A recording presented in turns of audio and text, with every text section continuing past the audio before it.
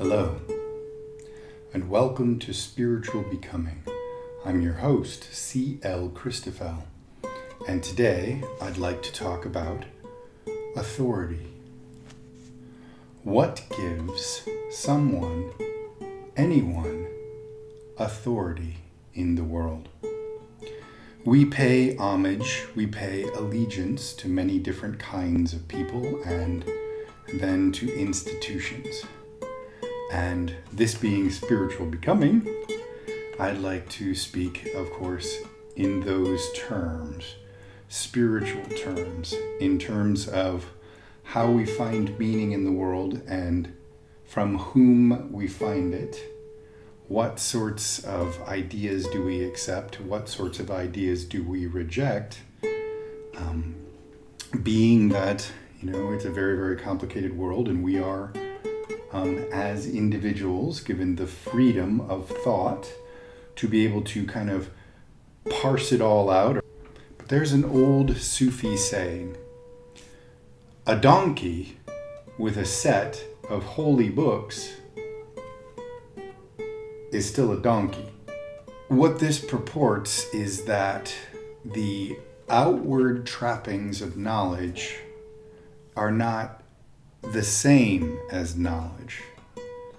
It is much the same as asking, what is the difference between looking like a good person in the eyes of others and being a universally good person?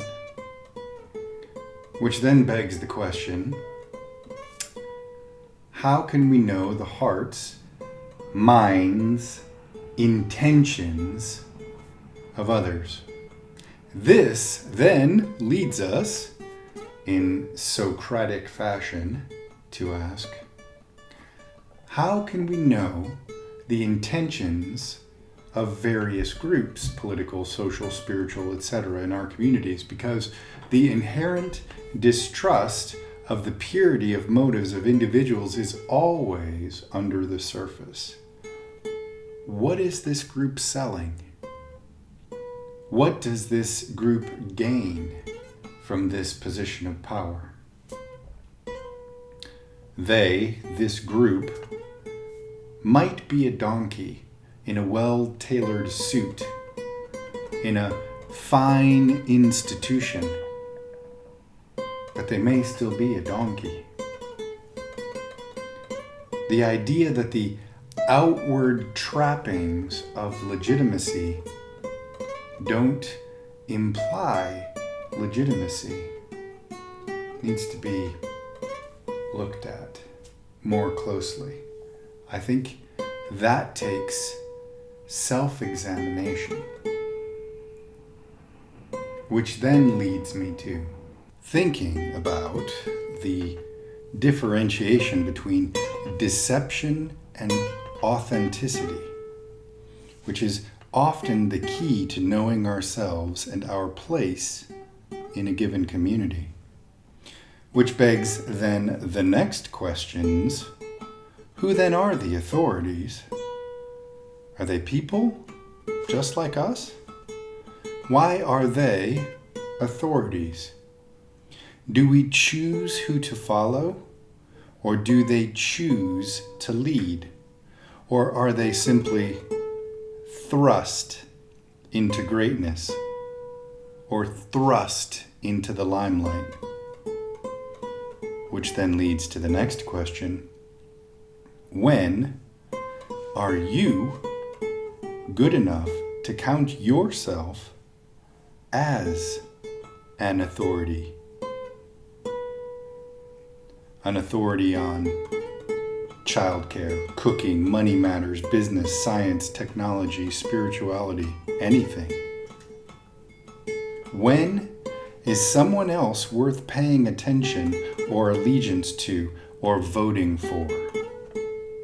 When is it time for us to stand up and join? When is it time for us as individuals to stand up and lead? Know thyself. It's the inscription on the temple of Apollo at Delphi. When we are unafraid to look at our motives, it gives us a key to unlock the many doors of motivations in others.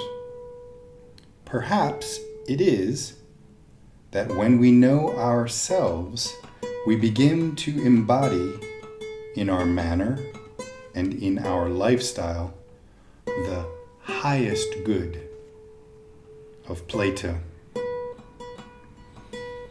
We are able to perceive or even to reach the highest or the ultimate purpose. The highest good in all situations. The best for everyone involved. The win-win. Perhaps when we recognize these traits in ourselves, we can recognize them in others. From that vantage point, when living, teaching, embodying the highest possible ethical standards for ourselves, perhaps there is where we find our leaders. Perhaps striving to be humbly perfected ourselves will help us to vote for or appoint a leadership in any given situation that will humbly also seek the best from themselves and the best possible course for all involved, because, quite simply, there is no other justifiable course to take.